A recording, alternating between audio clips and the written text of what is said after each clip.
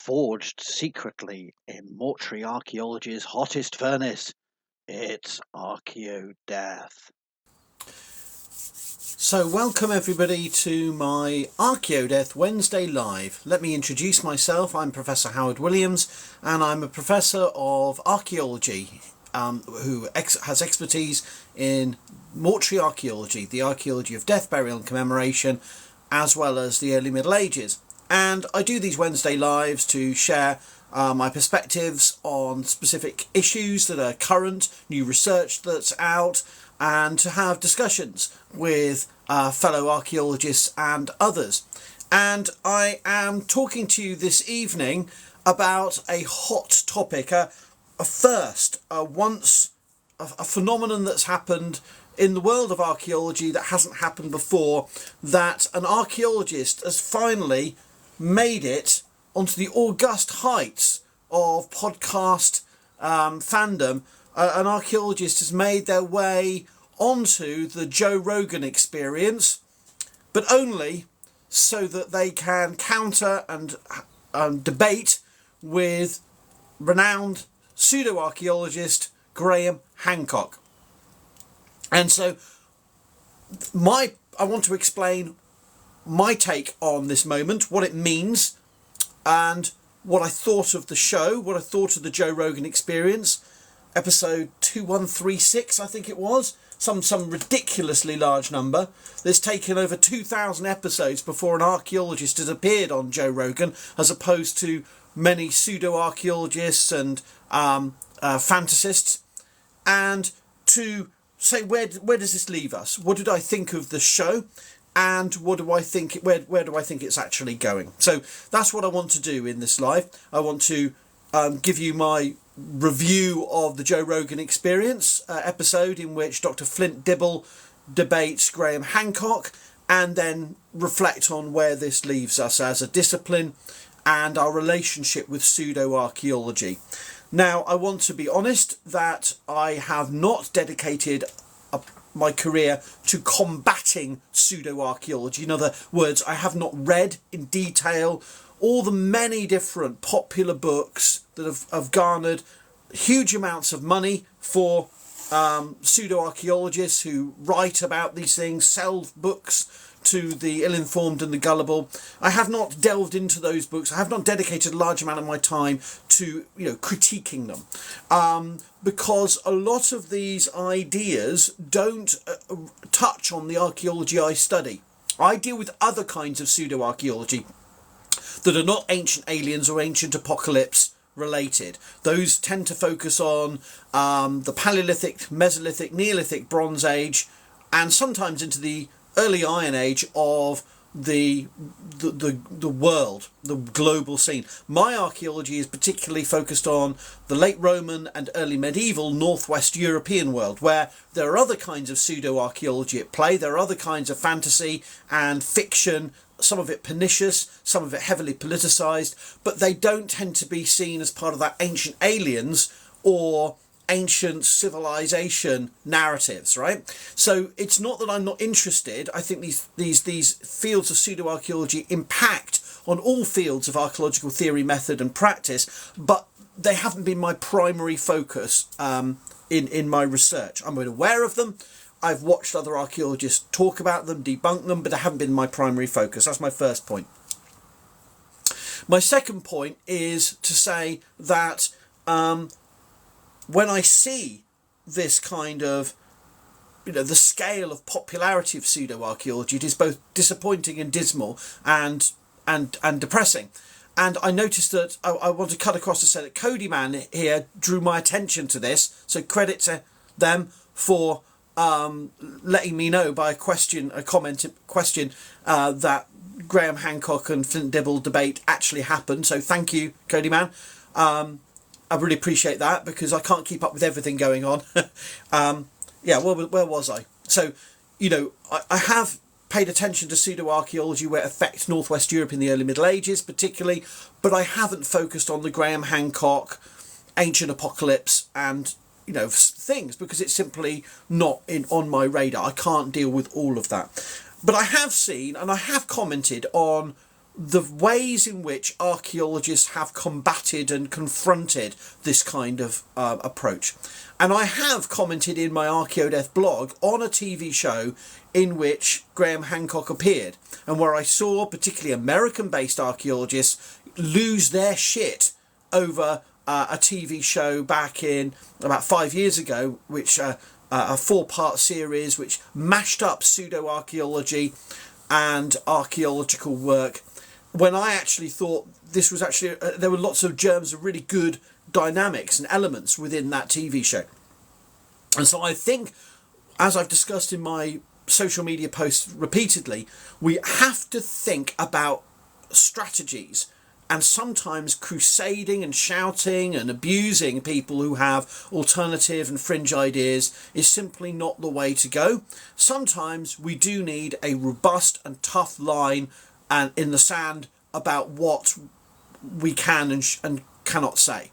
And so it's about adapting our strategies to deal with it. But what we haven't seen before, and this is why this Joe Rogan episode was the first, is we haven't seen an archaeologist of any background or expertise go on to a program and have a conversation with Graham Hancock about his ideas. So I have just watched 4 hours 26 minutes of the Joe Rogan Experience, and I have not watched, beyond clips that other people share, I've never watched a Joe Rogan Experience before. And as I said, I'm shocked by and upset by the audiences that pseudoarchaeology tends to get. And I would like to add that I am shocked that people watch this shit.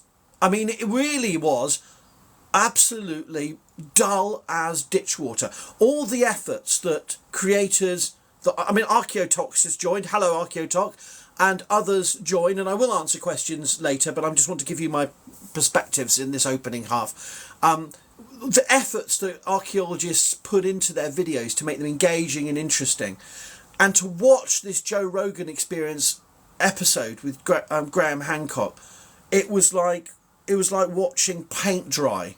It was more boring than watching paint dry. The drone, the rambling. Joe Rogan has good points to make occasionally, but often he doesn't know what he's talking about. He's going into the realms of speculation, off topic. There's no structure. The tech doesn't even work. None of them, not Flint Dibble, Graham Hancock, Joe Rogan and his assistant, they're constantly struggling with the basic tech of getting them all talking to slides. It's a shambles. And it's not even professional. And it dragged on. There was no structure. It dragged on for 4.5 bleeding hours of my life has been wasted watching this so that I can share my reflections to you. And that really depresses me that he's got 16 million followers, and this episode alone. I doubt many people watch all of it. Maybe they have it on the background while they're sleeping or something. But, no one can really engage with this format. And that's a real big problem. And it wasn't simply like watching paint dry. No one can really engage with this format. And that's a real big problem. And it wasn't simply like watching paint dry. It was like slow motion chimp throwing shit. And for me, it was like one of the most boring things, the most uninspiring things I've ever watched or experienced. And I won't be wasting my time with this kind of format again.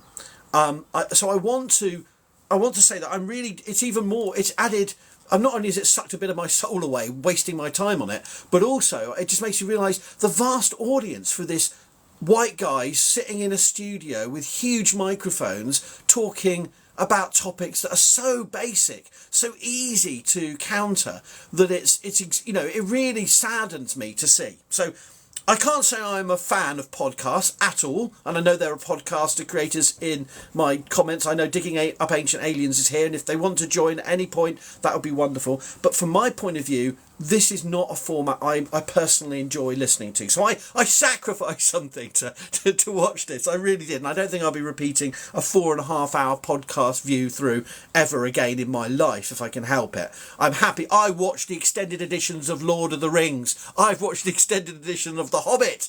I will do it. I will dedicate my time to long hours of watching stuff if it's actually good. But I'm not watching a Joe Rogan podcast again. And certainly one that's rambling, ill-structured. It's like lots of micro presentations back and forth. There was no arbiting. There was no structure, and there were just rambling directions. So I was not impressed by Joe Rogan. How he's got a career out of this, I really cannot understand. But, you know, what do I know? How are you? I'm doing well, laughing at your points about watching the full 4 hours. I have to admit, I didn't watch the full 4 hours. I felt I had to. You know, I'm a bit of if I don't have many qualities to my personality, but dedication is one of them. You know, like I will see it through to the end. I felt I started, so I have to finish. But I know that your podcast is nowhere near like that, and that's what depresses me. Is that, you know, other people's podcasts and other formats are much more engaging, and I was just really disheartened by how slow and meandering. And anyway, yeah, let's move on to the actual content though. What did you think? I mean, this must have been just standard stuff for you, really, wasn't it? For me, I recognize a lot of it, and I don't really want to sound mean because I respect Flint and all of that, but to be honest, he wouldn't be my first choice in a debate with Graham Hancock. There's a lot of engaging media personalities like Dr. Kinkella from the Archaeological Podcast Network. He's a very charismatic, engaging speaker with a lot of one-liners and things that makes radio interesting. And the thing with these type of engagement is that you have to be able to summarize stuff on sound bites. And that's hard to do with a very debunking format as he's trying to approach there. I think the information he had in most cases were very good, very informative. And I mean, I'd love to watch his lectures in general from Flint, but in this, I think he fell a little bit short because that's the upside with making things up. You can just make things up and move on if you get pressured. For example, the Yonaguni monument that they discussed quite a bit isn't really an archaeology topic. That's a geologist maybe that should speak about it. I mean, while we understand stones and rocks and all that, a geologist will be more capable on, you know, presenting on why this is natural, how we see this in other formations like the Devil's Tower and all of that. And same with, he brought up Bimini Road, for example. Yes. That's Graham's crown jewel because it's a very nice place to diving, I guess. But he often talks about Bimini Road and how it showed that there is a sunken location and that these structures we see there, others and geologists have been able to show that this is beach rock. They are naturally formed over a couple of thousands of years. And they even, contrary to Graham Hancock's claims, they have even tested the stones. They have made radiocarbon dating on the organic materials inside the stones. Again, since they form during a pretty short time period, you get organic materials enclosed within these rocks. And the archaeologists and geologists have dated these rocks to be about 1000 BCE, basically. So they are quite new and we know exactly what they are, but yet they spend, I think that section was about 15 minutes or so, or because it's laid out in a straight formation. I've been on a lot of beaches in Albania. I saw these unnatural beach roads too, because it's a natural thing. You get straight lines in nature. I mean, I'm not sure why they spent so much time on that particular question. And not just Hancock and Dibble. I mean, Joe Rogan just go looking at the screen going, but it looks like a straight line. You know, like, yes, you know, it's like, has you ever looked at any rock face ever? You know, they have fractures, they have sediment. It was really frustrating to think, are there people out there who buy into this? It looks weird. It kind of looks like an object. And that was just, okay, go on. Sorry. I mean, and I'm not sure if Flint ever brought it up or Graham, but I like the Pure Erase map because Graham Hancock loves Pure Erase map. They did get around to that. Yeah, it came up briefly, and Flint said, "Oh, perhaps you should get some GIS expert to actually rectify it to see how close it was." And then it just went, "Oh yeah," and then they just moved off. So it And didn't that's really. wise, because if Graham Hancock can't control that narrative, it's very easy to debunk that map. And it's I've been seen your done video. Yeah. 24 years ago by Macintosh is the professor. He wrote a book going through every single centimeter of that map.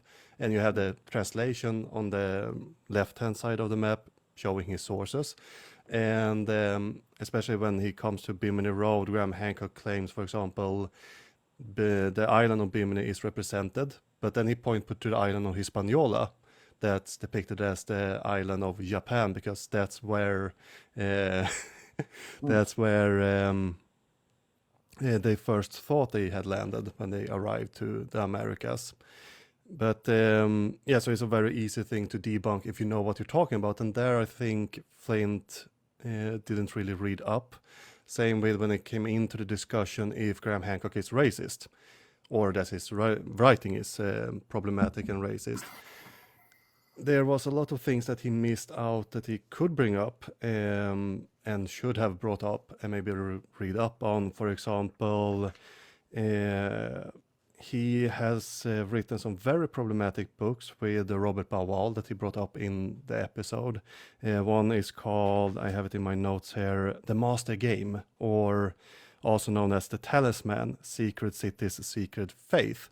That's basically is David Icke, but a little bit lighter in the format. So it's very anti-Semitic, and they have this secret religion that controls everything. They never say Jews until the last section of the book, where they actually say that this is some sort of Masonic experiment we see here in the United States government when they're trying to get. And Hancock was co-author, was that? Yeah. Or was that just? Yeah. Yeah. Oh God. Right. So, so I mean, there is problematic stuff if you read up on him a bit more than I think Flint unfortunately didn't do. But that book is also very hard to come by. I don't think it's even published any longer. Don't quote me on that though. But yeah, he has a lot of these David Icke influence if you go through and read his material. I mean, he is the best author, at least, Graham Hancock, among the alternative history people, but that's not really much. He also claimed that he's not promoting alien theories, except, again, Hancock wrote a book claiming that there was an ancient civilization on Mars that got struck by a meteor and then died out, and there's some connection between Mars and Earth ancient civilization. Oh gosh, right. I forgot about that. Right, okay, yeah. 1998, The Mars Mystery is that book called, where he go into detail, and it might be a connection that the Martians came here. So he's ancient alien, but not on the same level as Van Daniken and Zachariah Sitchin and those authors. And he has more spiritual connection to the aliens. That's why he drink ayahuasca and those a bit more psychedelic drugs, because he thinks through that he can speak with the aliens. They are not real aliens, but they are, psychic aliens that can communicate across the galaxy. So again, he's not ancient alien as Van Daniken. They come here, They built the pyramids with levitation devices. They talk to humans through these drugs instead, so to say. That's yeah. I mean, that was missing in the. I thought there were pulled punches, is what you're saying, and I think whether it was, I mean, if I was going to concede something, I'd say I couldn't have done that, and that the breadth you need, the breadth of geographical span of these grifters is such that you need a handle, because they'll suddenly shift, and later on near the end he's going, Angkor Wat comes up, and then he's back to Egypt, and you can't keep up with that pace of constant moving, like a little dance. And so it some of it I would say, I think there are other archaeologists could have, and I think there'll be good healthy conversations breaking this down, but I thought there were lots of pull punches, and the most frustrating one I share is the white supremacy, because Hancock is pretending not. I mean, if he was like had written one book, but he's like pretending that he doesn't understand anything about the history of the world and Europe since the 19th century, how the growth of science and archaeology is part of that, and anthropology happened. That he's pretending to be blissfully ignorant of any of the sources of these ideas. And I thought that not being held to account properly on that and just conceding, oh, no, I'm not calling you a white supremacist, Graham. I'm not calling you a racist, Graham. I thought at one level, I think maybe a canny thing to do in the studio. Yeah. But at the end of the day, you have to call people to account who are picking up books written by long discounted and discredited authors from different disciplines from the 1890s, 1960s, and just cobbling them together. I mean, I don't think there's that was a satisfactory moment, really. I felt that very frustrated on that point. Yeah. No, and as you say, I can understand why you don't want to sit in a studio setting where you might feel a bit alone, since, you know, Graham Hancock and Joe Rogan are quite close to each other. I'm not sure that they are best pals, but, you know, he has been on several times, so he probably have a bit more rapport than, for example, Flint and others.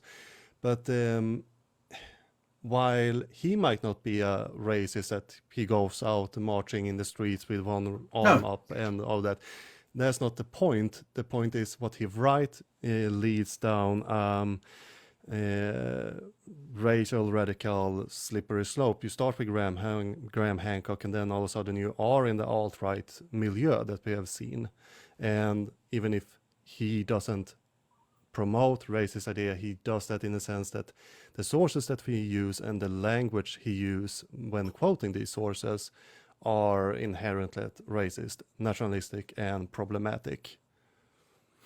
Well, see, the problem with Hancock for me is that, and there was lots of issues with, a lot of this was not new to me, but one of the things that I was really struck by is he wants a rarefied conversation where he's not making any money and there's no social political context for anything he says.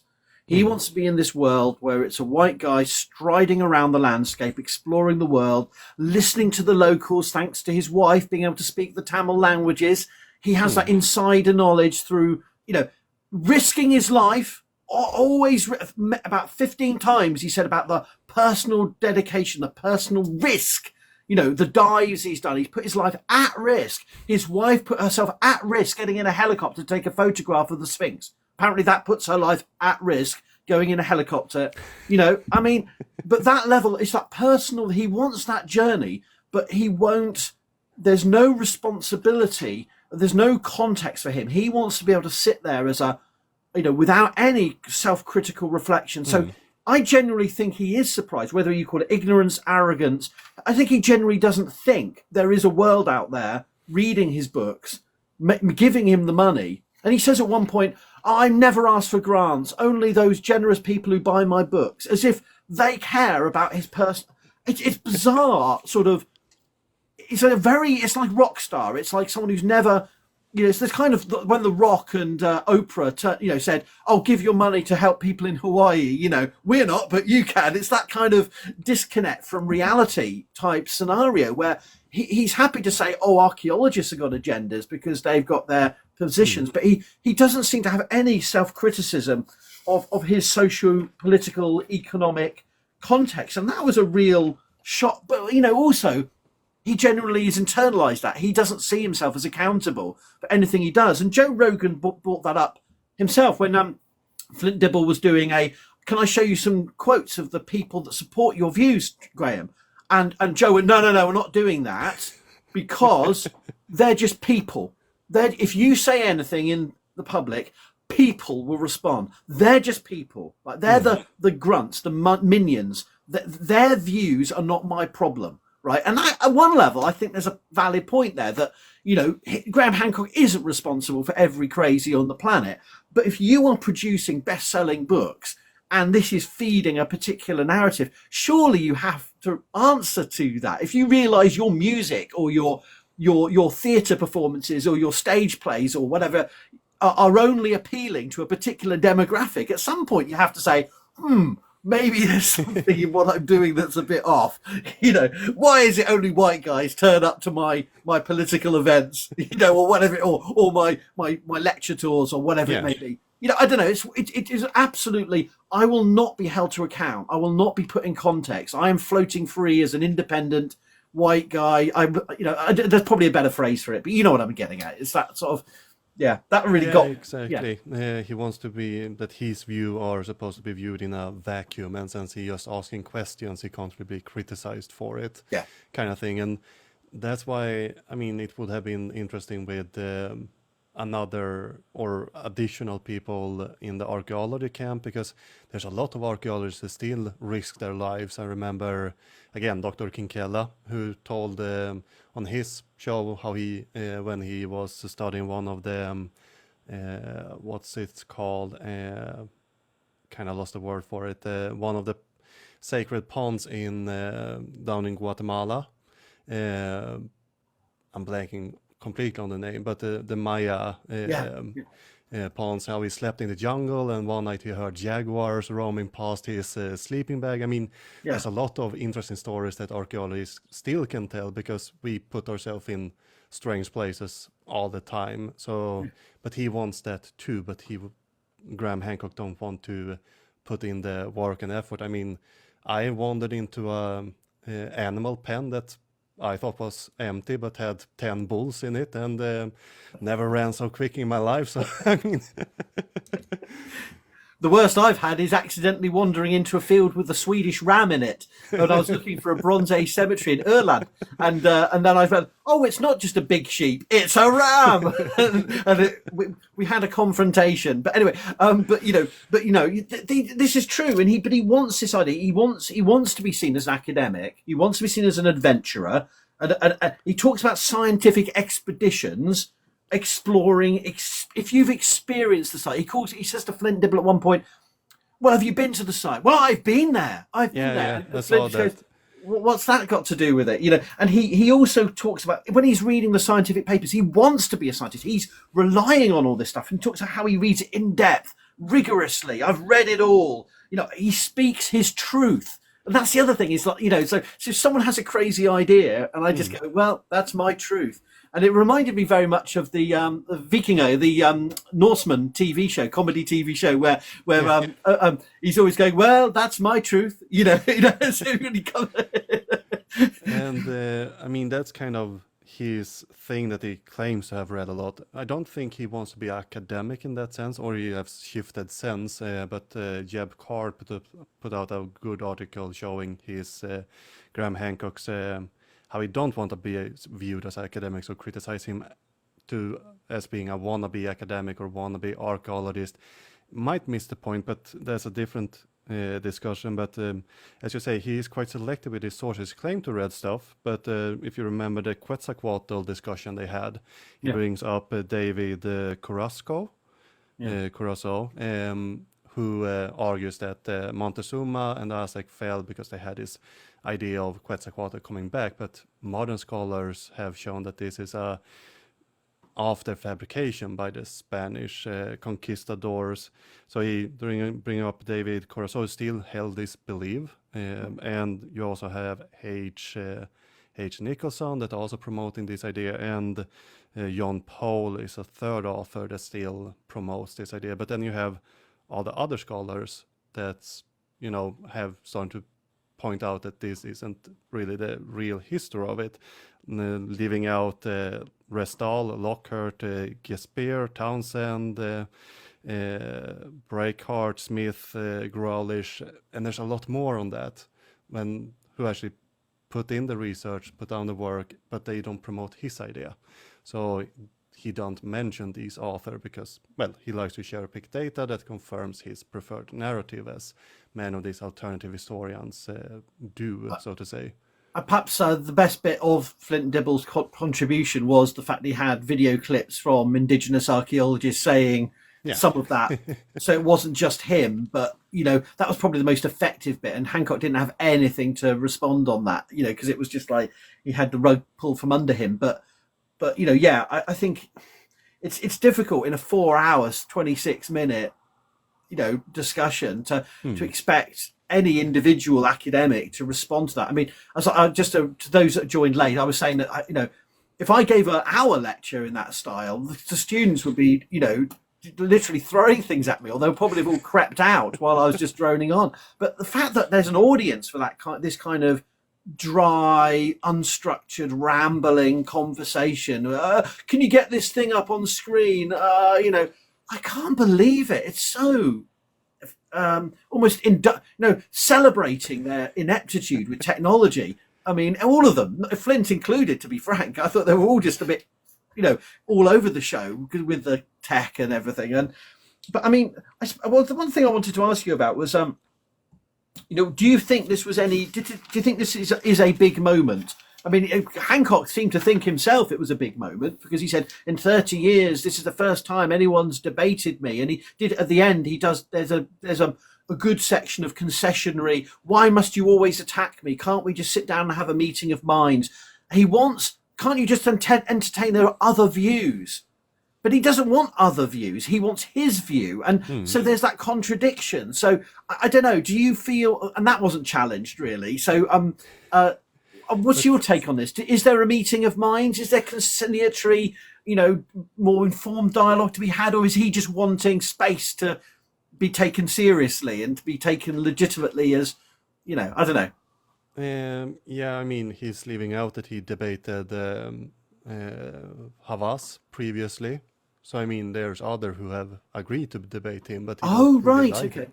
Salvi Havas debated him in Egypt, but he got quite upset because Hancock, doing his racist stuff, and Havas did not really have the temperament for having that type of discussion with Hancock. So he got a little bit upset. But for me, it was more important for Hancock than for archaeology. Yeah. While I know that I read Flint's article presenting why he goes on, and he brings up Bill Nye versus Ham on the creation. Yes, I read that, yeah. While Flint say that, now we have less creationists, that's due to this debate. It's truth with modification. That curve was heading up steadily way before that debate even was planned or took place. So that more helped sponsor creationist education material, and it's still up through the Creationist Museum. They earn money when you go and watch it and everything, so you still sponsor bad science by watching then, and both sides thought they won. Technically, Bill Nye, from a debate perspective, won fair and square, but Ham thinks he won, and his follower thought Ham won, and Bill Nye's follower think Bill Nye won. And I think when I've been reading about this debate online, the comment sections, again, archaeologists or people in the archaeology sphere seems to think that Flint Dibble took home the throne. He won everything fair and square. If you go into the alternative forums and Telegram channels and all that, Hancock won, of course. So, I mean, there wasn't really much exchanging of ideas. No. They talked over each other more than with each other. And Flint, or Graham Hancock rather, got the opportunity to be seen with a real archaeologist and promote his idea fair and square, and then he can go back and point, but he was rude to me during this. Do you see how he laughed at me when I said that? And they don't take me serious. So he gets new material for his victimhood role that he had been playing since his early journalist career. In 1980, he claimed in his books that he was silenced by the government and all of that. So, I mean, he has played successfully the victimhood card throughout his career. He wants to be the victim, someone who they don't listen to and all of that. But at the same time, engaging with him is a little bit water on a goose. It just runs off and then he takes what he likes, so to say. And it's hard to have a debate with someone who is not grounded in reality in that way. I read his books. I've seen some weird claims in his books, and I've several times encountered that he just make up sources. Yeah. And it's And hard to argue with someone who take the liberty, oh, I'm citing this person. You go to that book, look up the source, don't mention what he's claimed that these sources mention. I mean, it's hard to have a serious discussion with someone who don't pay attention to the source material to start with, really because you hard can't to really play. win that. It's the pigeon chess, or the, you can't. It's really difficult to play against a game with someone who doesn't want to play by the rules and will come up with anything. And this is like the whole problem with Trump in the political debates. Well, how do you have a political debate with someone who will just literally make stuff up on the spot about to cover themselves on particular points? And that's one of the things that I did find very frustrating, because not only wasn't he held to account about the white supremacy, there were great individual points made. But I thought that not the lack of any engagement with the history of the subject and the theory of what archaeology is, and a grand narrative. Because while Flint was able to push back on,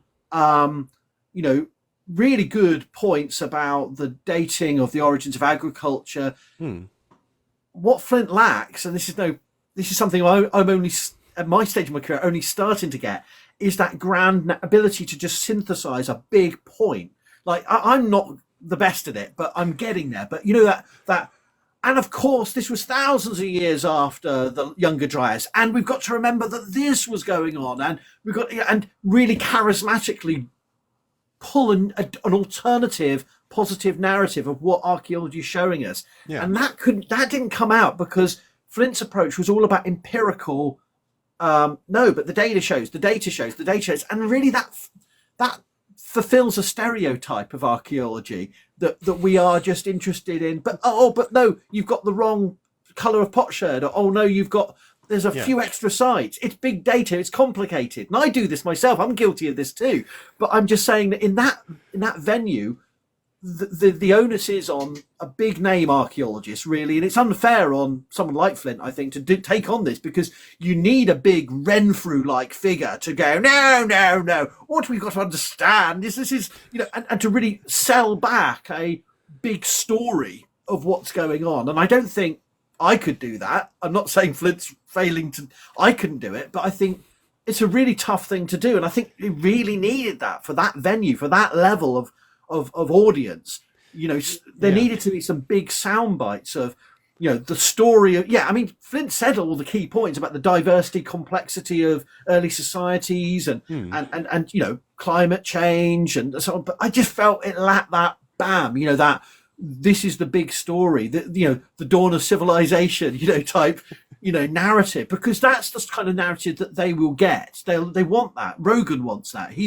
And where Rogan sort of really pricked up and listened to Dibble was when he did deliver a few of those bits and pieces. And Rogan was going, yeah, I see that now. Yeah. So I don't know. I just felt that was a missed opportunity for sort of big narrative points. But that really shows that we kind of need to have more media training even in our field, and encourage students to go and take classes in media editing, how to behave. And also, while we should focus on being able to present complicated data, we also need to start to remember we have to be able to sometimes do it in sound bites. You can't really spend 5 minutes talking on a point, and on the radio that doesn't work, or on TV you need to be able to say something concrete within 1-2 sentences that you can cut it out, you can put it on the internet and gain listeners. Something I too are very bad on. I don't think I would have done much better than Flint, because I have this longer, I want to go through all the details that I know about, but you have to say quick and easy points and bring these large complicated narratives down to a simple thing that people can remember and repeat. They won't remember your 10-minute small lecture on why early agriculture showed that human evolution went this way and not Graham Hancock's way. But you need to be able to have that one-liner. But that require a bit more of those in our fields that want to go out in media. We need to practice more and look at TV personalities, take courses in presenting. I know that I'm quite lousy in live speak and can go on Great. longer rants, but we kind of have to take help from those who are professional and encourage students that's coming now, the next generation, to be more online, to take these discussions and be media literate in not just how to consume the media, but how to present on the media. And while I'm not a big fan of Milo, I don't remember his last name. Stefan Milo? And Milo, Mini Minuteman. Yeah, his style isn't really my style that I enjoy in content, but it's the style that the youth today can look at, and they seem to take a liking to him, which is something we need to look at and take our lessons from, because Absolutely. he's very great on taking these large, complex narratives, boil them down to a very short soundbite, and still not be horrible wrong, because that's another trap with these soundbites, that if you boil a complicated term or topic down too much, then you might misrepresent it anyway because you made it a bit too simplified. But yeah, we need to be able to balance these type of things. I happen to think that Flint did well at presenting the evidence we have for Paleolithic societies, which Hancock just denies are there, and for going through the most effective bits were the early bits where he goes through the land-based archaeology, the underwater archaeology, and the origins of agriculture later on. But I suppose for me, my frustration was, while it's good that he stepped up and did this, it challenges misinformation, it takes the fight to these venues. He did make far-ranging and effective points, but at the end of the day, I almost felt that Hancock won. It's not a winning game. No one won. Yeah, I agree with you. No one won. But frankly, at the end of the day, Hancock has this kind of old man. He's British, but he's got that kind of American lilt. He's got that international style. Speaks with a kind of like, I'm kind of a bit American. I've been on the media. He's got that whole patter.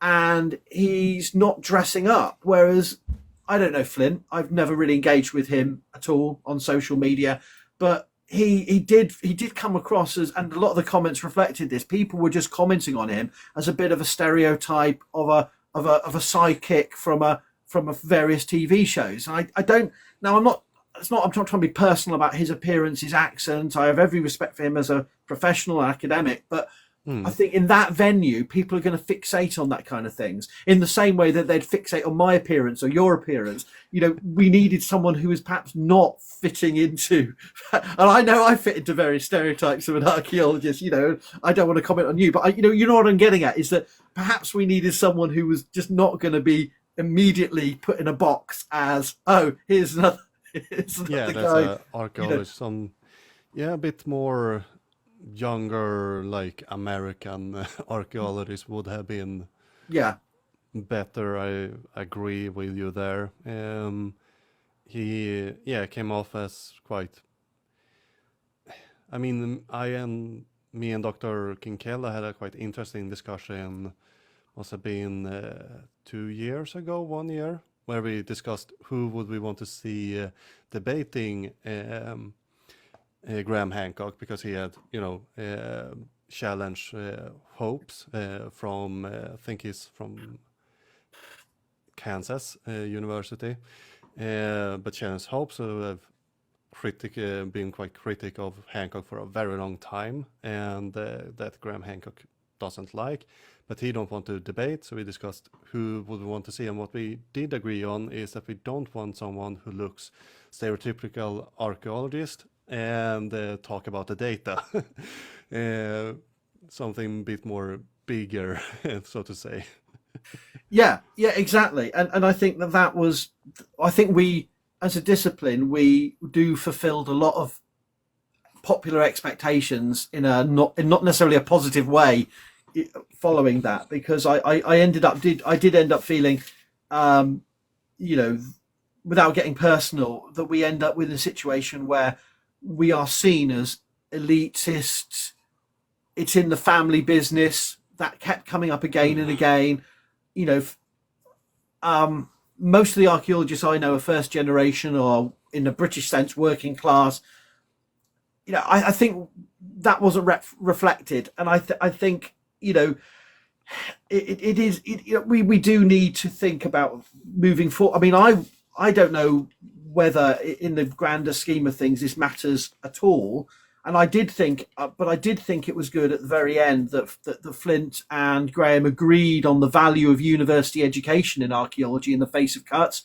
That there was an agreement that looting sites is bad, and there was an agreement that museums and heritage sites shouldn't have their funding cut. And that was perhaps the biggest positive thing, is that terrorists and cartels loot archaeological sites, and Graham agreed that that's true, and that universities and museums, and even Joe Rogan went, why are they shutting down humanities? Like, again, living in an utter bubble. The world doesn't affect Joe Rogan, doesn't affect Graham Hancock, but even they could agree that on principle, museums are good things, universities training archaeologists are good things, and that looting sites is bad. You know, that was at least, and that's a low bar. That's a low bar, but at least I suppose, if 4 hours 26 minutes, if there's 5 minutes at the end that's positive, that's something, I guess. But it's really, you know, beyond that, it wasn't a great, a moment of great. And the other thing I wanted to ask you about was that Hancock is genuinely upset, and he said near the end that Flint Dibble personally is the person that's hurt him the most with his comments. And whether that's true or not, he genuinely feels like he's been attacked on levels that he just doesn't understand. Why would anyone call me a white supremacist? Why would anyone link me to anti-Semitism? Who are you hurting me? Why are you attacking me? I'm just a poor man from a poor family. You know, he did feel like, you know, he was utterly shocked that anyone would accuse him as I mean, he must be a millionaire he must be wealthy. Yeah, I think, you know, he's well off, so to say. Well, I mean, he's not living in poverty, and and he doesn't understand why anyone would take issue with that. And his rhetoric was, I'm ranting on, I should let you speak in a minute, but I'm just saying, he's going on about, he's constantly going on about attacked, viciously attacked. It's all about hate, attack. There was another word he used, like smear. He's being smeared. You know, these kind of genuinely feels that he is a victim. You know, as you said. Yeah, and that's that's his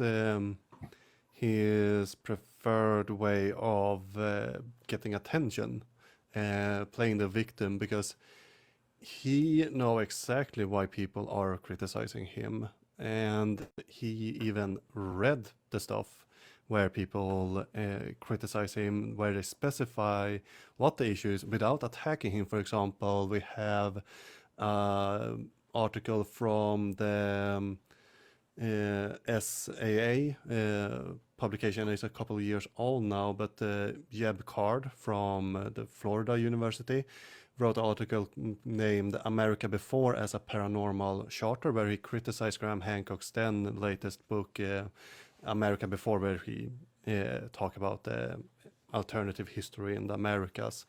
And he goes through all these issues he has with the sources, with the paranormal, theosophical sources that he based on Donnelly. And Card don't do you know, personal stuff calming out. He just lists, this is the issues, this is why he is wrong and problematic. And he even say that Graham Hancock is not trying to be an archaeologist, he is just a mythographer, basically. And Graham Hancock even liked this article. He read it, and he even mentioned it in his rebuttal to the SAS issue regarding his latest book, and sent it out, this article. So he read the critic, but he don't really take it to heart, because then he needs to change. And again, he can't play victim in that sense. And we should, and I don't want to be, again, too personal and mean, but we have to talk about the whether it's ignorance or like we see a lot of ignorance is deliberately cultivated, but the arrogance of, there were points where Hancock refers to his own website, and I've just put up a detailed analysis of, like, it's your own website, man. You've just written shit and put it on your own website, and you're talking about it as a credible source for your own discussion. And I mean, I reference my own stuff all the time, but not to say amazing new insights have been produced by, who is it, Howard Williams, publishing. Oh, I can't find it now. It's so complicated, so many articles. No, he really does think that he is the word of God. There is that arrogance to it. There's that, have you read my works? He says at one point. Have you read my book? Well, and Flint says, yeah, a couple of them. And he goes, well, I do want people to engage my work. Lots of footnotes. As it, he really loves that academic kudos. Like, we joke about that. No one goes around comments and go, have you read my book? It's got lots of footnotes in it. It'd be laughable and, almost tragic if it wasn't, deeply, arrogant. Yeah, and when you go and look up those footnotes, you realize that they don't reference what he's claiming that they are referencing. For example, he claims that there was one archaeologist who stole a huge amount of mica that was found in Teotihuacan in the early 1900s, and he quotes the author, and the author just say that the archaeologist found mica, but then Graham Hancock add that he stole it on top of it. So, I mean, just because you have footnotes, it doesn't really matter. But Hancock is not the only one who uses his own sources to show that he's important. Recently, I looked into the Shroud of Turin, and I came across this field, syndology, the study of the shroud, and those authors are just as bad as quoting their own sources to give them respective veneer of credibility. So they often cite their own sources. So this is widely discussed, and you look into, oh, that's something you wrote before. So it's not only Hancock, but it's a common trope by these pseudosciences, so to say. But I mean, I want to hear your opinion on one point, because there's I wrote lots of points about the way Hancock builds his argument, which you probably you've tackled, intimately familiar with, the denying of any evidence from the last ice age unless it fits, the underwater archaeology is only wrecks, Dibble really countered that point, not understanding the origins of agriculture, the breadth of geographical time and space that he's mashing together, all the time jumping, the disciplinary shift. He lives in the zone between geology and archaeology, so he draws on the geologists, and then when they disagree with him, he draws on the archaeologists. So all of those strategies, the use of old arguments, the crazy numerology and astronomy stuff. But the one thing that I thought I wanted to ask you specifically about, that I really latched onto, is just how effective he is at not saying anything. So I'm not saying that. I'm just asking the questions. The ambiguity. He's very, as a journalist, he's very much like a political journalist, political commentator. No, I'm not saying that all. And it's all. You can't pin him down, and perhaps that's why he's really a survivor, because he's a chameleon. He's constantly shifting. Even in that conversation, he's at one point seeming to say they gave agriculture, this ancient civilization, destroyed in the Younger Dryas, and they spread around the world, sharing knowledge, not giving, sharing knowledge.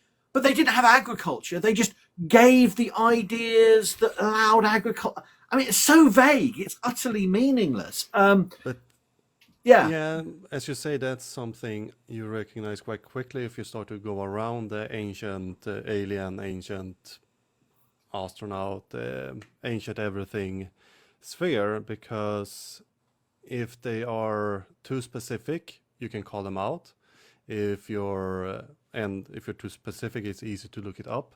I mean, internet has been quite hard for these paranormal pseudoscience writers, because before they could bring up some old book that you couldn't find because it was in Russian and only published in 3 examples. But now, with the digitalization of everything, you can go and pull out all those books that they used to love to cite and check them up. So what we see now is they are vaguer and vaguer in where they got the sources. For example, there's another guy out there, David Childress, who he always cites Russian or Arabic or Chinese sources because they were really hard to get in the 90s, obviously. Now you can get a translated copy of it within a few moments, basically, but he has gotten more vague. He doesn't really cite sources any longer. Hancock goes the other way. He just expects that you won't look them up. But it's also that they can shift blame. For example, Hancock in the show, or was it Dibble, who says that you don't promote aliens. But he did. He wrote a whole book about ancient aliens. He, in I think it's season 1, episode 3 of the Ancient Aliens series, he's not saying that the aliens built the monuments, but they enhanced our DNA. So if we look at our DNA, we might be able to figure out what the aliens want to do with us and what our purpose in life was, because it was aliens who created the human race. So it's a little bit of evolutional denialism in this, on top of everything else. So, I mean, he says one thing, and then, again, you can pull it up, he will just water on a ghost. I just shift focus to something else that I'm comfortable talking with and that you're not comfortable talking about. Something you saw in that episode quite a lot, as you mentioned, that he shift, oh, now I'm in Indonesia, or now I'm in Egypt, and then I'm in Greece, I'm in Americas, and that way, I mean, you know that you can't be an expert on everything. And if you're not comfortable with Mesoamerican archaeology, then it will be hard to argue how Teotihuacan fit within the evolution of that society, if you're focused on the Greek society that Flint is most comfortable with. That's why Graham Hancock didn't really speak a lot of Greece in this episode, if it ever come up, except for Flint. Because I think Flint brought it up, but he kept absolutely clear of it. Egypt was the closest. There was no structure. History Buff in the comments is saying that he thought that Rogan supported Dibble. I said it was mixed, but I thought at the end, both in the section about Central America, about the Maya, and I thought Rogan was totally unconvinced by Hancock and was really pushing back against, saying, no, but that's what colonizers do. They, they influence the culture and the society. And then at the end, I felt about Egypt, I felt that Rogan had got to himself to a point where he just said, yeah, but it's really amazing. How did they do that? I mean, it was just he just kept repeating it, but like almost like someone who didn't quite believe what he was saying anymore. Like he was, what? In other words, I almost felt that not necessarily because Flint had given him had rhetorically argued him to a standstill, but just because sheer evidence is not compelling in any regard for it being a 12,000-year-old Sphinx. And all this astronomical stuff, I think, just went over Rogan's head. And I think Rogan at the end, as a presenter, was going, yeah, maybe I should have more archaeologists on here.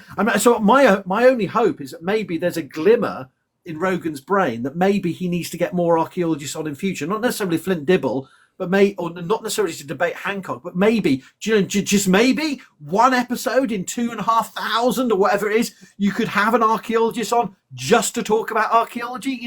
Maybe that's the real moment that we need to get, fist punch the air and just go, yeah, we've arrived. Joe Rogan's willing to entertain talking to an archaeologist about archaeology, but maybe we're not there yet. But maybe there's a hope there, because there was a few moments where I thought Rogan was going, this is all bullshit, I don't know. Yeah, it's hard to really know, but I mean, he has a lot of pseudo-historians, pseudo-scientists on his show, and he had a few real, but that's the thing with Joe Rogan, he puts everyone on except historians and archaeologists for some reason. But otherwise, I think, haven't Neil deGrasse Tyson been on there once or twice? But I mean, we need more media personalities. In that sense, big names that are actually doing public speaking, like Neil deGrasse Tyson. We just need our archaeological version of him. And I know there's a lot of archaeologists that doing great great content that we should be able to have one or twice, or host multi-million documentaries on Netflix and everything, in that sense. But we I don't know, we just don't have that name yet. Well, I don't know. Jennifer Cottrell asks, what if archaeologists had their own branch of marketing? Well, I know there's past preservers based in Egypt, Nigel Hetherington, who does sort of basically media interface business with various archaeology presenters. And there are quite a lot of effective archaeological communicators. I mean, out there. I mean, Tash Bilson on this app, Natasha Bilson on this app, she's one of the 3 presenters. She has a TikTok account. It should be much bigger than it is. I don't know why, but she's also one of the presenters on the Great British Dig.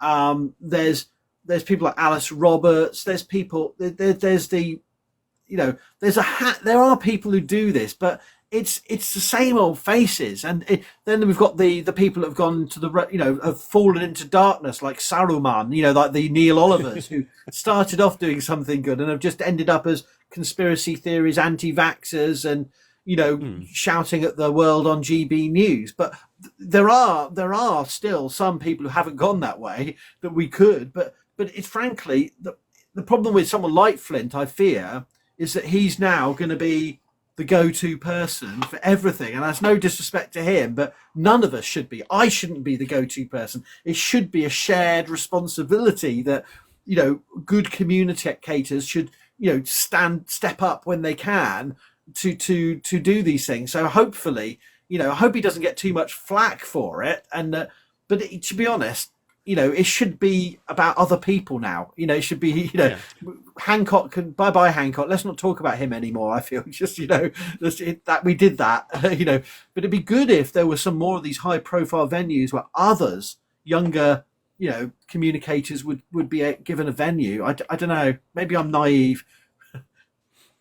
No, I think, but you're right. We need more younger people, new people who can take place and do TED Talks, be in the media. But that's a little bit of our issue. We need to, pseudoarchaeology, it's sexy in a way. It sells headlines, it pulls clicks and everything, but we need to figure out how we can apply their good way of getting clickbait headlines, but for the archaeology discoveries we have. And there's a few examples, not maybe the best examples, but for example, he who claimed to have found the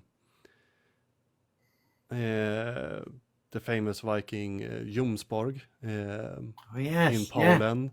He got enormous headlines, but he barely concluded his excavation when he went out to the media claiming that he had found the Jomsborg. But he got a lot of attention, and I think he got quite good funding out of it in Poland. But that's a different thing. But if we can get this, but maybe not too... There need to be a fine line between the clickbait and what we actually have communicated and found, so to say. But we need to kind of cheat and look at what they're doing and try to apply it to our own stuff, so we get more attention that way. I think so. Is there any other particular point, Fredrik, that you wanted to share about your, because a lot of it was predictable and like old story for you in terms of the is there anything else we've missed in terms of, key takeaways you've got that other people would benefit from? Because while it's easy to call him a racist, it's kind of what he thrives on, so to say. And we have to remember that his bread and butter is to be the victim, and we kind of have to stop allowing him to be the victim, which meaning that we kind of have to approach him with a sort of empathy in that sense, because it will take the air out of his, like you said in the end, where he agreed that we need more funding and it's a shame that there's looting, all that. That's when he couldn't play the victim any longer and have to, you know, admit that, yeah, these are good ideas. And taking a little bit of that wind out of him will, you know, halt his progression, as we see with Van Daniken and those other still famous names, but they don't get the media attention any longer.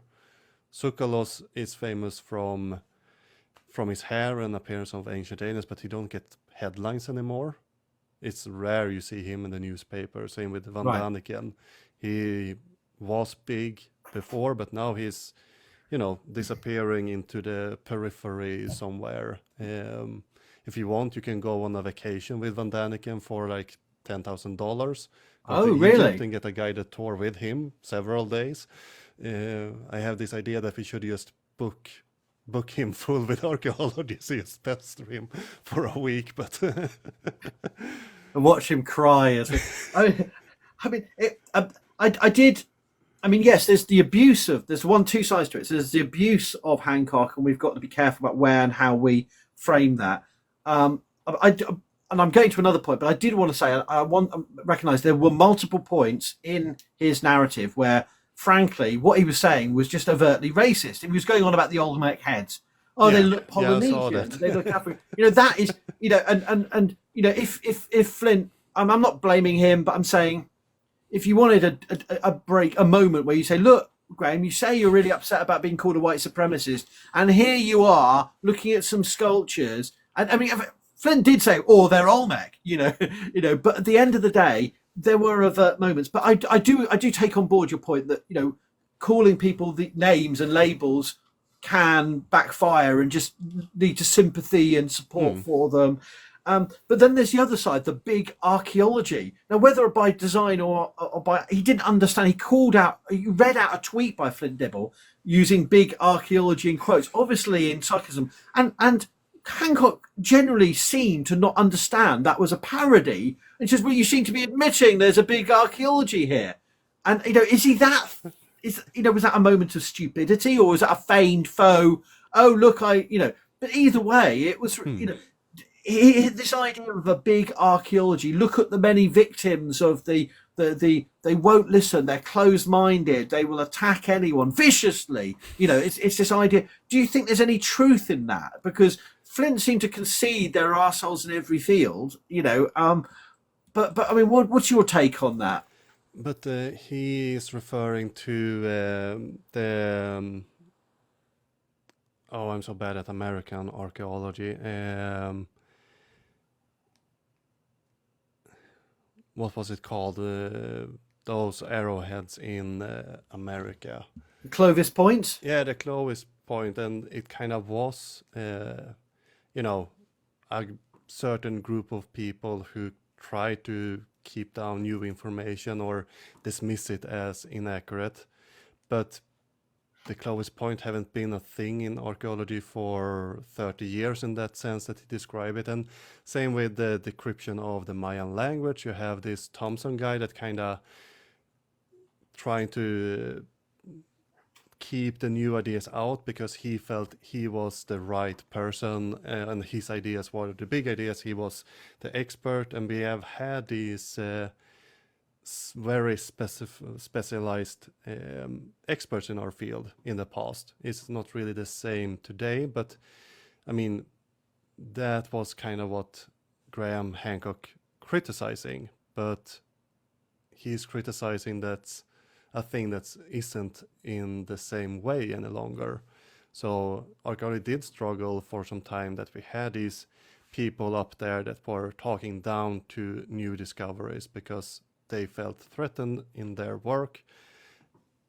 And while it happens, I mean, it's not the normal occurrences. I think you don't really see it in your day-to-day job, I hope, that you have one expert that's trying to control the narrative and the new research. But I think that's also an issue with our field, that we often work alone when we publish things. I think they're changing, but I think we need to work more in teams and groups when doing papers, and we shouldn't have our own niche, so to say. We're all trying to find that specific niche that we're very good at, but we kind of need to spread out at the same time.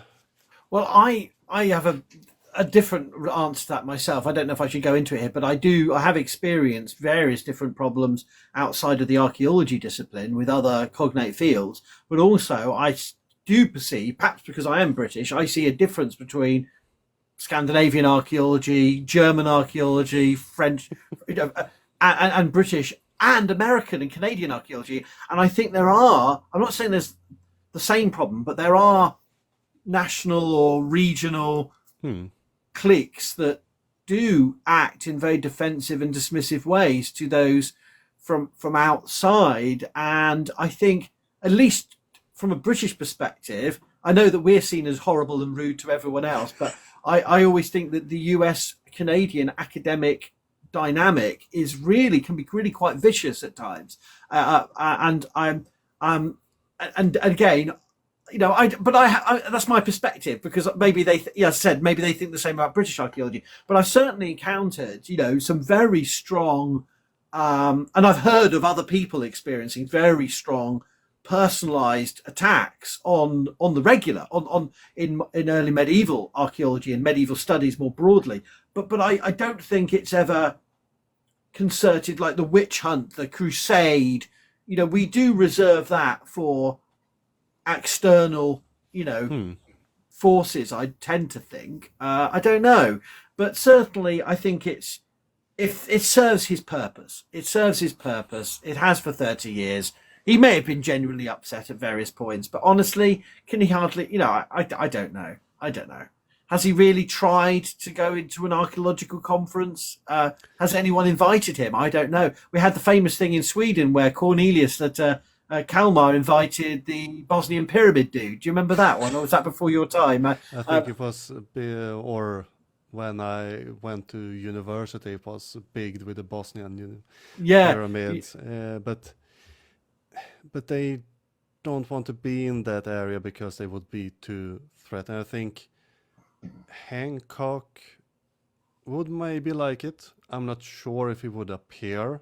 He would like the invitation maybe, but then he would most likely make some demand that he needs to speak and he can't be questioned. He needs a lecture, but he can't answer questions afterward because, he won't be able to tackle archaeological conference questions after doing a presentation on his work at all without it going sideways in that sense. So while he might like the idea, he most likely will do as he always do. I'm a victim afterward. Oh, they invited me, but they didn't want to, listen to my request on doing this. Same with the debate stuff. He said, oh, nobody wants to debate me, but there was several other than Flint who actually made an offer, but they weren't big enough for him. Again, he does this for attention. He wants the biggest most famous internet archaeologist out there, and Flint has a good following on Twitter, but that's why he got selected, in contrast to the other archaeologists that might be better suited because they were younger, they were more knowledgeable about the pseudo history stuff. As I mentioned, he has done a lot of pseudo stuff that's quite problematic, but that you might not know if you just read his website or listen to his Twitter feed or documentary, because as I said, he has this whole anti-Semitic David Icke book where he, the use is behind every dark stuff kind of thing out there. So he tries to form the narratives to his preference because he is at a position of power where he can do that currently. So, big question then, would you have gone on? Me? No, I'm lousy at debates that. I think if it was if it was linked to something a geographical, chronological topic, it was actually some meaningful, let's look at Viking Age warfare. I'm not my expertise, but if it was anything if it was, what do we know about the end of Roman Britain? And there was and you had some pseudo-archaeological debate about Arthur or something. I could almost imagine myself being part of a panel, not me as the expert, them as the, I could imagine contributing to something like that, but not that type of thing. And not for 4.5 hours. And the pretentiousness of all the things, this is the thing I find really funny. Of all the conferences I've been to that have been really insufferably pretentious, with the venue, the introductions, and let's say Americans love a long introduction, biographical introduction for speakers. And I've come across this elsewhere too. It's not Brits are some of the places, Oxford and Cambridge. It's just hilarious, sort of weird little niches in British culture. Nothing is as pretentious as sitting around with huge microphones for 4.5 hours, agonizing over HTML links and I can't find it. And Joe Rogan had to tell Graham Hancock at one point, if you press Control F, you can usually search documents. It's like that level. It's almost like celebrating their inability to use basic tech. And I just thought, But all his shows is like that. It's just a very long format without saying anything. I'm not sure how he really got so popular, but I guess it depends on the guest and all of that. But yeah, it's very long and very rambling kind of interview. He isn't really a good interviewer either. No, he didn't steer it anywhere. 4.5 hours of no steer. Just him sitting there going... and I can't, that's why I said at the beginning, and before I don't know if you heard it, but I was just ranting at the beginning, but it was unprofessional in the sense of just rambling. It was just, there was no coherent structure. Like, we're going to discuss this, like this actually, it's like this, but we've been only going, the hypocrisy. I've been going an hour and 15, but come on, we've got 3.5, we've got to beat them. No, we're not going to go on that long, but it's the pretentiousness of sitting in a studio just because you've got some curtains behind you and a few computers that gives you the aura that, I will hold court. It's like a medieval parody of a medieval sort of king sitting there. We'll make everyone who's cooking the meal, everyone that's holding the door, they've got to wait while we have our really important conversation, and it's just really pretentious. I thought it was just, I don't know.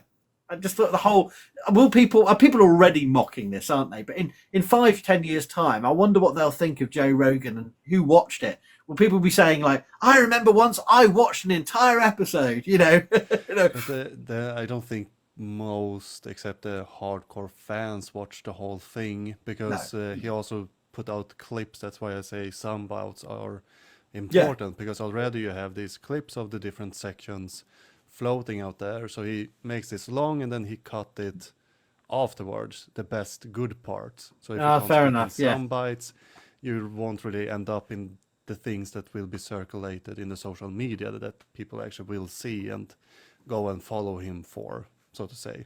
So I think it's rare that they look at the whole thing, except the hardcore stuff, but then it's cut up additionally later on. So I had this 5-minute little sound bites that he can put out in clips for form online. But the final thing I wanted to say was, I don't know if you got to the bit, but he's really butthurt about Gunung Padang. And as I predicted, he is now using this as look at me, they don't want me. But I'm still frustrated, and Flint brought this up, that it's retracted, but still fully available. I don't understand. What's the point in retracting something, but still having it fully available on the website of the Geoprospection Journal? Do you have any insight into what's going on there? Why would you retract it but still have it on display with the words retracted? I mean, because they get traffic by it. I think that's why they published it. Even, that it went through peer review from the beginning is just incomprehensible, because if you understand the site, if you understand how you excavate a site, how you take carbon samples from the site, you should have realized that everything was just wrong. They had 3 core samples and just tested organic materials within it. And the worst part of that is they have spent, I don't know how much money on it, because they got unlimited funding from the state government to do the excavation, and all we got was 3 core carbon samples. That's it, of it. And the destruction is not really known there, but I think they still have it up because, frankly, it gives them views, it gives them click, it puts the journal out there. And Bambi's asked a really good question. Will they ever name who did the peer review? I don't think they will. It wasn't me. It wasn't me, you know. Although I will share something that I have this year already rejected multiple papers as an anonymous peer review on nothing to do with Indonesia, nothing to do with, but, you know, papers that are really great ideas, but are just not there. And that's part of our role if we are invited. If I take on that role, I'm not paid for it. But if I'm going to evaluate, I give an honest appraisal. And I see a lot of younger academics rightly saying, oh, it's mean old academics.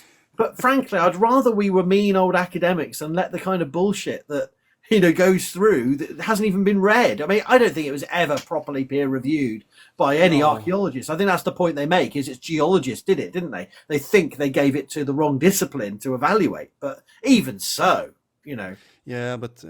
as you say, we should reject more papers because, I mean, I look at a lot of papers when doing my episode, and especially with Syndonology, it's really opened my eyes to bad publishing. There's so many bad Turin Shroud papers out there that don't really support their conclusion. Their sources doesn't really say what the authors say they do, and they still go into a archaeological or historical journals and don't really get challenged for some reason because nobody read them, but the author can go and say, oh, I'm published in this archaeological journal. I'm a physicist, but I speak about the archaeological stuff that I don't understand. And, you know, we should reject more in general. I think so. I mean, I've, as an editor, and I've edited 11 books, and I was an honorary editor for the Royal Archaeological Institute, so I edited their journal for 5 years, 6 volumes. They had to catch up, so I did an extra volume, and I edit my own journal now, and I have published things.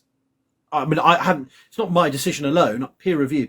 There are things that have been published that I have suspected shouldn't have gone through, and there's a few things where I think this is utterly wrong, doesn't work, I don't agree with it. But the peer reviewers like it, and it's mostly harmless, and it's airing a perspective that hasn't been addressed before. So there's lots of different judgment calls being made, but there are a small number of things that I've published with my name on as editor that I'm uncomfortable with, but nowhere near the level of it's the earliest evidence of of first evidence of burial, Homo naledi.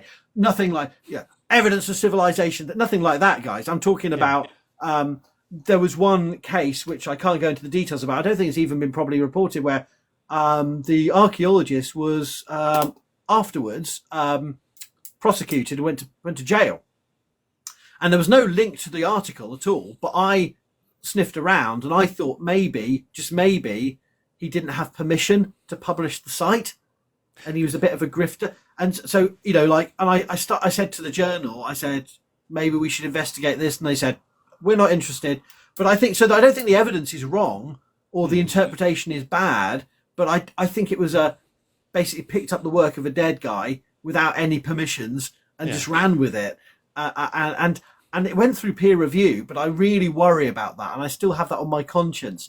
And I think the point is, you know, things will creep through, but I think we do need rigorous standards and rigorous expectations rather than just I fear some of our biggest journals are the worst for this, without naming names. And I think that some of the big publishers are literally, you know, while I defend peer review all the time, I think there are some journals where I've peer reviewed something. I've said this needs major revisions, and I've seen the published article and I go, oh, look, they've changed 2 sentences in the conclusion.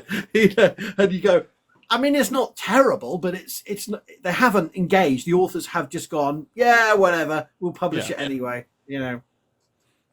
Yeah, but I think we need to pay more attention to it, as you say, because it will reflect back and might have consequences, like the Gunung Padang paper actually Absolutely. have had. So I think it's important to have in mind if you ever are in a peer review position or editor position, so to say. Yeah. And particularly, I mean, I don't know anything about that site. Well, I don't now do, but like it's hardly a hidden, it's hardly a secret site. It's a site. If it's a site that's has a history of association with pseudoarchaeology, you know that should be a warning sign, a warning bell that if you're and the dates alone. I mean, it's not exactly hidden. You know, it should have been really clear to any editor who bothered to even look at it. Anyway, Yeah. what can I Yeah, I say? mean, no idea how that went through. It's a mystery because if you read it, it's really shows that they wanted a conclusion and they went backward from it, trying to find what fitted their preferred narrative. Stina asks, would it be better if peer reviewers were paid? Yes, I think it would.